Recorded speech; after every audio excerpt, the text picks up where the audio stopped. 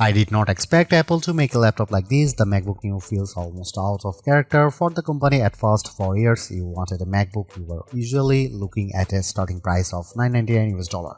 Sure, older models like the MacBook Air M1 could fall to around $699 US on sale, but that was still far above what most budget buyers were shopping for. The MacBook Neo starts at just $599 US for education, which is a huge jump downward. That is $500 less than the new MacBook Air M5. And yes, that price is low enough to set off warning alarms, but after testing the MacBook Neo, I think the surprise is not that it is cheap. The surprise is that it is actually good. In fact, it is the most balanced laptop I have used under $600 US, and it easily beats every Windows laptop I have tried in this class. It also leaves most Chromebooks behind. For $599 US, Apple gives you an aluminum body that feels solid and premium, a bright 500 nit display with rich color, and the A18 Pro chip, which is fast enough for everyday work, streaming, browsing, light productivity, and casual game. The side-mounted speakers are also much better than they have any right to be at this price. So, what did Apple give up to make that happen? Where does this laptop fit in the wider market? And should you actually buy it? Let's get into the full MacBook Neo review. The MacBook Neo is one of the most interesting Apple products in a long time, and it launches at a time when value matters more than ever. Prices are rising across consumer electronics, memory is getting more expensive, global trade pressure is still affecting hardware costs, and people are simply more cautious with money than they used to be. Apple is usually treated as the company that sells premium gear, and that is mostly true. But that does not mean Apple cannot make good value products. The Mac Mini M4 is already a strong example of that.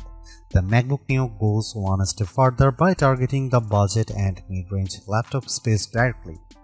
That is a market filled with Chromebooks and affordable Windows laptops, and Apple is now entering it with a product built entirely on its own rules. And that is the key point here. The MacBook Neo is cheaper, but it does not feel striped down in the usual way. You still get a beautiful aluminum laptop, now offered in 4 lively color options that make Apple's lineup feel more fun again. The display is another big win. It is a 13-inch Retina panel with 2408 by 1506 resolution, which is sharper than the 1080p screens that dominate this price range.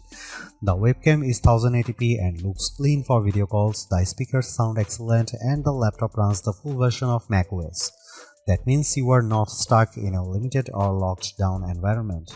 You can use the standard Mac apps just like you would on a more expensive Mac. The main compromise is memory. The base model has 8GB of unified memory, which is enough for everyday use, but it is not ideal for heavy multitasking. Even so, for standard schoolwork, browsing, office tasks, and light creative work, it performs well. The real story though is the price. At $599 US, the MacBook Neo is shockingly competitive. For students, the price drops to $499 US, and at that point it becomes very hard to argue against. Finding a Windows laptop or Chromebook that matches this level of build quality and display quality at that price is extremely difficult. Of course, there are trade-offs. The keyboard has no backlight, so it is not ideal in low light, and the 2 USB-C ports use older USB 3 and USB 2 technology instead of modern high-speed standards. Still, even with those compromises, Apple has made one of the strongest budget laptops available in 2026. It may not be the cheapest laptop you can buy, but it is one of the most complete. That alone makes it a serious problem for the competition. This is where Apple's usual strength shows up immediately. The MacBook Neo may be affordable, but it does not look or feel like a cheap laptop. That is one of the biggest reasons it stands out so much in this category.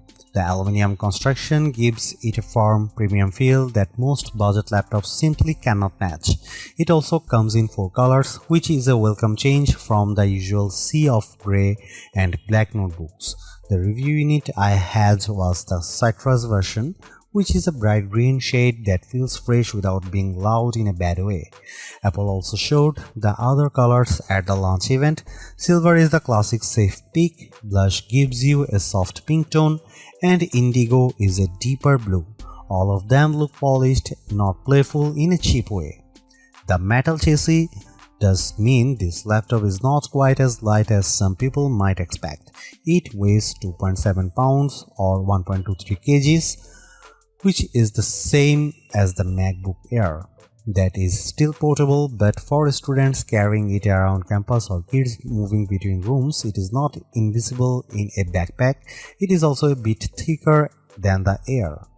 Apple has also colored the keyboard to match the body, which helps the whole design feel more unified.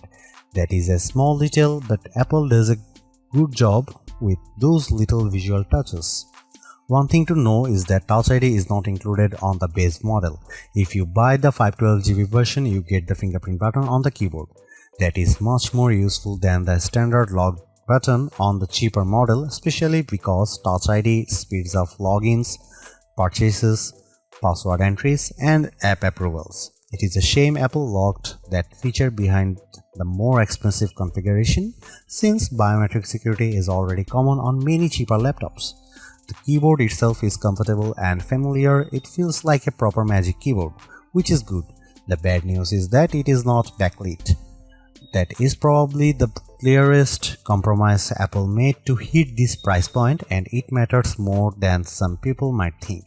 In a dim classroom, a dorm room, or a late-night study session, the missing backlight becomes annoying fast. That may not be a deal breaker, but it is definitely something buyers should know. On the left side, you get two USB-C ports. These are also used for charging because there is no MagSafe 3 here.